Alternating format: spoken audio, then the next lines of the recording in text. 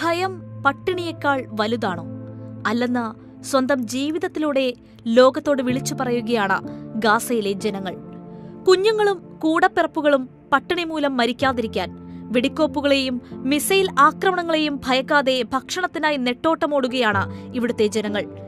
ഏതു നിമിഷവും മരണപ്പെട്ടേക്കാമെന്നറിഞ്ഞിട്ടും ഒരു നേരത്തെ അന്നത്തിനായി സഹായ കേന്ദ്രത്തിലേക്ക് ഓടുന്ന കുട്ടികളടക്കമുള്ള ഗാസയിലെ ജനങ്ങളുടെ ദൃശ്യങ്ങൾ ലോകത്തെ കണ്ണീരിലാഴ്ത്തുകയാണ്.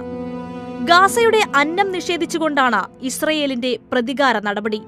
കൊടും പട്ടിണിയിലാണിപ്പോൾ ഗാസ.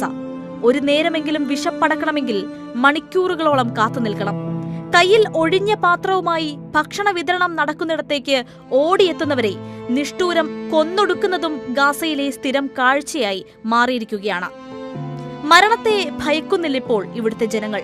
അതിനേക്കാൾ വലുതാണ് പട്ടിണി എന്ന തിരിച്ചറിവ് അവരെ വീണ്ടും സഹായ കേന്ദ്രങ്ങളിലേക്ക് എത്തിക്കുന്നു. ഐക്യരാഷ്ട്ര സംഘടനയുടെ സഹായ വിതരണ സംവിധാനത്തിന് നിരോധനം ഏർപ്പെടുത്തിയാണ് ഇസ്രയേൽ ഭക്ഷണ നിയന്ത്രണം എന്ന പ്രഖ്യാപനം നടത്തിയത്. യുദ്ധക്കെടുതിയിൽ വലഞ്ഞിരിക്കുന്ന ഗാസയ്ക്ക് മേൽ ഇതിലും വലിയൊരു ആഘാതം ഇനി സംഭവിക്കാനില്ല.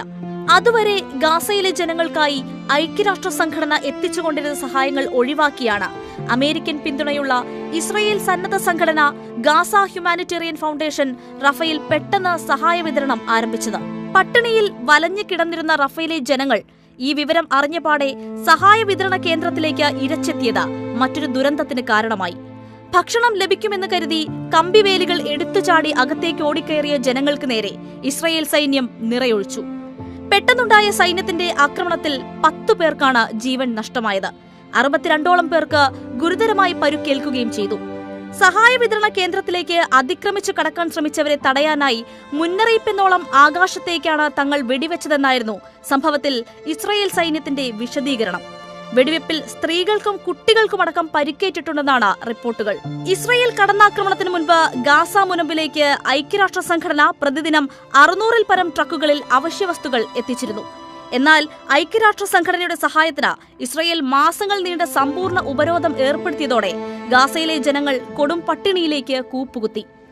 സഹായവുമായി എത്തിയ ട്രക്കുകൾ അതിർത്തിക്കപ്പുറത്ത് അനുമതി കാത്തുകിടന്നപ്പോൾ കുട്ടികളടക്കം ഗാസയിൽ വിശന്നു മരിച്ചു. ഭക്ഷണവും മരുന്നും പരിമിതമായ അളവിൽ മാത്രം നൽകുക, സഹായം എത്തിക്കാൻ കാലതാമസം ഏർപ്പെടുത്തുക എന്നിങ്ങനെ പോകുന്നു ഇസ്രയേലിന്റെ പ്രതികാര നടപടികൾ. ഭക്ഷ്യവസ്തുക്കളിലേറെയും ഹമാസ് കൈക്കലാക്കുന്നത് തടയാനാണ് പുതിയ വിതരണ സംവിധാനമെന്നാണ് ഇസ്രയേലിന്റെ വാദം. ഗാസയിലെ ജനങ്ങളോടുള്ള ഇസ്രയേലിന്റെ നടപടി കടുത്ത മനുഷ്യാവകാശ ലംഘനമാണെന്ന് ഐക്യരാഷ്ട്രസഭയും മറ്റു മാനുഷിക സംഘടനകളും കുറ്റപ്പെടുത്തുന്നുണ്ട്.